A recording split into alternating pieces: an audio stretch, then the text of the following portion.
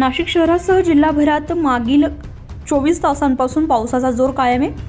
शहरासह परिसराला पाणी पुरवठा करणाऱ्या गंगापूर धरण पाणलोट क्षेत्रामध्ये देखील पावसाची संततधार सुरू असल्यामुळे गंगापूर धरणातून 8400 क्युसेस पाण्याचा विसर्ग सुरू होता। मात्र सकाळी 10 वाजेपासून 1200 क्युसेस वेगाने विसर्ग सुरू करून तो 7224 न सध्या सुरू आहे।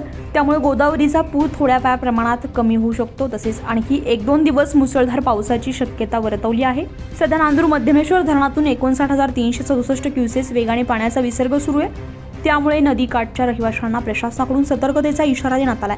नाशिक जिल्हाभरात धरण पाणलोट क्षेत्रामध्ये अद्यापही पावसाचा जोर कायम आहे। त्यामुळे हवामान खात्यानं जिल्ह्याला सध्या येलो अलर्ट दिला आहे। न्यूज पोर्टलसाठी नासिर पठाण, नाशिक।